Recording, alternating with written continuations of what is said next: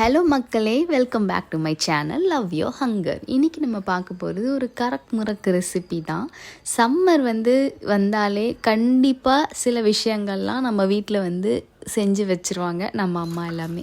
So அந்த மாதிரி விஷயங்கள் எல்லாத்தையுமே நம்ம கற்று வச்சுக்கிறது ரொம்ப ரொம்ப ரொம்ப யூஸ்ஃபுல். பிகாஸ் நமக்கு வயசாகிற காலத்தில் நம்ம இந்த மாதிரி விஷயங்கள்லாம் பண்ணணுன்னா நம்ம இப்போத்துலேருந்தே கற்றுக்கிட்டு வந்தால் தான் கொஞ்சமாக நம்ம அதுலேருந்து எக்ஸ்பீரியன்ஸ் ஆகி அதை நல்லா செய்கிற ஒரு ஸ்டேஜுக்கு வருவோம்.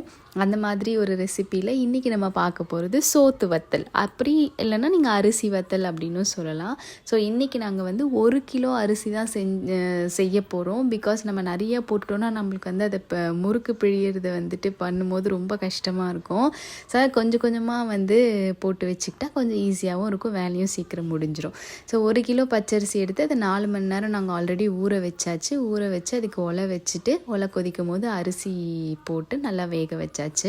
அரிசி ஒரு பாதி இது வெந்ததுக்கப்புறம் உப்பு ஆட் பண்ணிவிட்டு இன்னும் கொஞ்சம் வேகட்டும், அது ஒரு பக்கம் இருக்கட்டும். பட் கைவிடாமல் கலக்கிட்டே இருங்க நடுவில், இல்லைன்னா அடி பிடிச்சிரும். ஸோ இதுக்கு ஒரு மிக்சர் நம்ம ரெடி பண்ணணும். அதுக்கு நாங்கள் 15லேருந்து 20 பச்சை மிளகாய் எடுத்திருக்கோம். அதுக்கப்புறம் ஒரு கை ஃபுல்லாக இஞ்சி பீஸ் பண்ணி எடுத்திருக்கேன். அண்ட் ஒரு கை ஃபுல் ஆஃப் கருவேப்பிலை எடுத்திருக்கோம். ஸோ இது எல்லாமே போட்டுட்டு நல்லா மிக்சர் ஜாரில் அரைச்சிட்டு அந்த அரிசி வந்திருக்க அரிசி இருக்குல்ல, அது சாப்பாடாக ஆகிடுச்சு. ஸோ அது கூட மிக்ஸ் பண்ணி நல்லா கலந்து விடுங்க. கலந்துட்டு அடுத்தது இதில் சீரகம் நம்ம ஆட் பண்ணணும். ஸோ சீரகம் பார்த்திங்கன்னா நிறைய ஆட் பண்ணிங்கன்னா உங்களுக்கு கண்டிப்பாக வத்தல் சாப்பிடும்போது கசப்புத்தன்மை கொடுக்கும். அதனால் ஒரு 1.5லேருந்து 2 ஸ்பூன் போதும் இந்த 1 கிலோ அரிசிக்கு. ஸோ அதை ஆட் பண்ணிவிட்டு கூடவே நம்ம ஒரு 3/4 ஸ்பூன் பெருங்காயமும் ஆட் பண்ணி நல்லா கலந்து விடுங்க. ஸோ சாப்பாடோட கன்சிஸ்டன்சி இந்த மாதிரி இருக்கணும். லைக் ரொம்ப தண்ணியாகவும் இருக்கக்கூடாது, ரொம்ப கெட்டியாகவும் இருக்கக்கூடாது.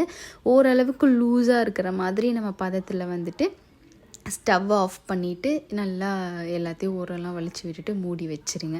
ஸோ இப்போ நாங்கள் செஞ்ச டைம் பார்த்திங்கன்னா நைட்டு ஒரு 10 மணி இருக்கும். நைட்டு ஃபுல்லாக அது ரெஸ்ட்டில் இருக்கணும். பிகாஸ் நம்ம மார்னிங் அதை கையில் எடுத்து பிழியும் போது நம்மளால் சூடு தாங்க முடியாத அளவுக்கு இருக்கக்கூடாது.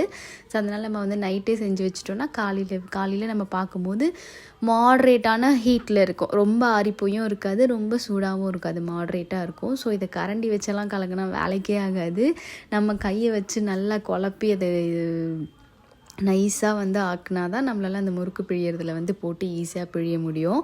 ஸோ அந்த மாதிரி எங்கள் அம்மா முறுக்கு ஃபுல்லாத்தையும் முறுக்கு அந்த இதில் எல்லாத்தையுமே போட்டு நல்லா பிழிஞ்சு உங்களுக்கு காமிச்சிருக்காங்க. பட் ஒரு விஷயம் என்னென்னா, இது ஃபுல்லாத்தையும் பிழிஞ்சது நான் தான். ஏன்னா அவங்களால இவ்வளவும் பிழிய முடியாது. ஸோ ஜஸ்ட்டு வீடியோக்காக ஸ்டார்டிங்கில் அவங்க பண்ணாங்க. பாருங்கள், காலையில் 10 மணிக்கு போட்ட வத்தல் நைட்டு ஈவினிங் ஒரு 6 மணிக்கு எடுக்கும்போது இந்த அளவுக்கு காஞ்சி இருந்துச்சு. ஸோ அதை எடுத்தாச்சு. நான் தண்ணியெல்லாம் எதுவுமே தெளிக்கல, நார்மலாக தான் பிச்சு எடுத்தேன். அதுவே நல்லாவே வந்துருச்சு. அதுக்கப்புறமா இன்னும் ஒரு நாள் ஒரு கம்ப்ளீட் அந்த மத்தியானம் சாயந்தரம் வரைக்கும் நல்லா திருப்பியும் வெயிலில் காய வச்சுட்டு எண்ணெயில் நல்லா பொரிச்சா நல்லா பொறன்னு பொரிஞ்சு வந்துருச்சு. சாப்பிடும்போது நல்லா டேஸ்ட்டாக இருந்துச்சு. இதில் ஒரு குட்டி ஒரு விஷயம் என்னென்னா, நீங்கள் உப்பு போடும்போது மட்டும் கொஞ்சம் பார்த்து போடுங்க. ஏன்னா நிறைய உப்பு போட்டுட்டிங்கன்னா இது காஞ்சிட்டு அதை சாப்பிடும்போது ரொம்ப எக்ஸ்ட்ரா. நீங்கள் கரெக்டான உப்பு எப்பயுமே போடக்கூடாது, ஆஃப் ஆஃப் த உப்பு தான் போடணும். ஸோ இந்த ரெசிபி உங்களுக்கு பிடிச்சிருந்ததுன்னா நீங்களும் ட்ரை பண்ணி பார்த்துட்டு கமெண்ட் செக்ஷனில் எப்படி இருந்துச்சு அப்படின்னு சொல்லுங்கள். Thanks for watching this video.